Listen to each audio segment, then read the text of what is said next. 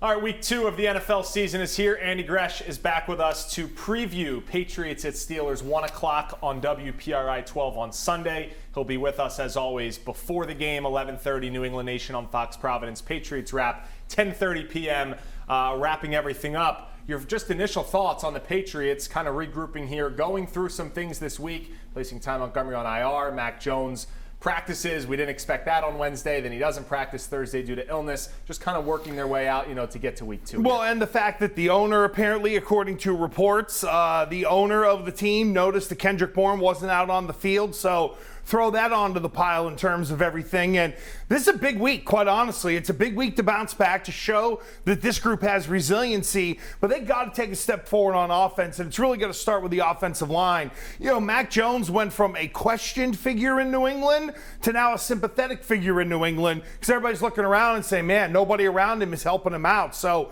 got to get Kendrick Bourne on the field a little bit more. Can't get down Morey. That 17-0 score, the more I think about it during the week, the more that's a death blow for this team. With Tom Brady, you can come back from anything. This group, they need to be within 2 scores, and I'm talking about 10 points, not 14, to make sure you're still in the game. So very similar to last year, how it was like, all right, if you can get the game on your terms, score first, play from ahead, that will help, as opposed to having to play from behind. Well, and this defense is good enough to be able to play that way. And that's the other takeaway from Miami is 10 points defensively, and it was the great Tyreek Hill, the guy who can change and get out of the phone booth and nobody touches him. So I thought overall, defensively, they were really good and put together I thought, a 60-minute performance. Now, you have the Kyle Duggar miss on the tackle, and it goes to show you miss by just this much, and you're going to end up giving up touchdowns nowadays in the NFL. So they stylistically can play that way, but it does put a lot of pressure on your defense. Their 2 most recent coordinators they will face this year, Brian Flores in being the de facto defensive coordinator when they won the Super Bowl against the Rams. He now leads the charge in Pittsburgh. What have you seen only in just 1 week, but 5 turnovers and 7 sacks in their week 1 win? Morey, they've always been aggressive, right? But it was aggressive against Tom Brady where he sliced and diced people. Now they're still aggressive, and they've got Watt, who of course is hurt and he's going to miss. But Cam Hayward is dangerous inside, just as much as Minkah Fitzpatrick is on the back end. So I think the Patriots know they're going to get blitzed. Matt got blitzed a lot last year. He got blitzed a lot in week 1. They brought the heat, and I don't think Pittsburgh's going to be shy. And I think with Flores, it's more of the buttoning up the details. I had a ton of respect for Mike Tomlin. Long time ago, I played against that guy in college when he was at William & Mary, believe it or not. But he's got a way with the players. Like the video this week, gifting them the shoes, dancing like Antonio Brown after the game. I mean, he just has a way about him that his teams want to play for him.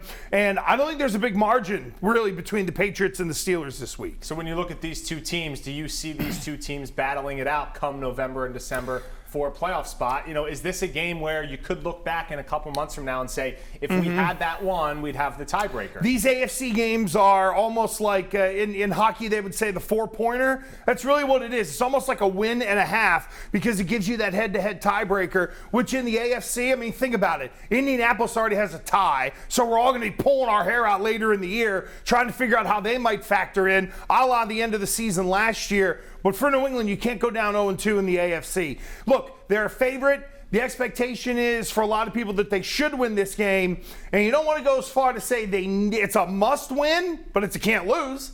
Can you explain to people out there, when they look at the line, why the Patriots are favored considering both teams' results week 1? Because of the Steelers only winning by a field goal in overtime with a turnover ratio of +5 going in their favor. And let's always remember, when it comes to the gambling end, you're trying to balance it as much as you can, not let it get too heavy. That's why we saw it was 1.5. Most recent check, it was Patriots -2. So there is still money coming in on New England. And I think ultimately people sort of trust New England in a spot like this. There is that whole Bill Belichick trend where he's, I think it's in the top 4 or 5 of coaches in the NFL the past X amount of years. Pick picker, period, by the way, who have covered the numbers. So I think there's a little more faith in New England from that end. And again, trying to balance it out. And as always, we ask you every week your 3 keys to the game, and who do you see coming out on top? Well, I think for New England, number one, again, you can't get behind. Like, you can't get down 17-0.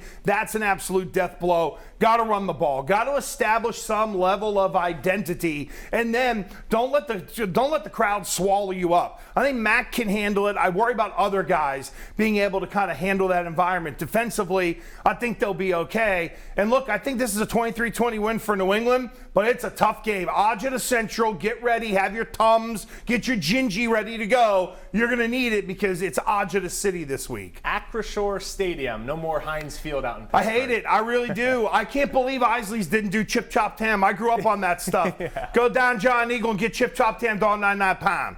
Listen to that man. He knows his Pittsburgh flair. All right, that's Andy Gresh on Morey Hershgordon. Kickoff week 2, 1 o'clock on WPRI 12.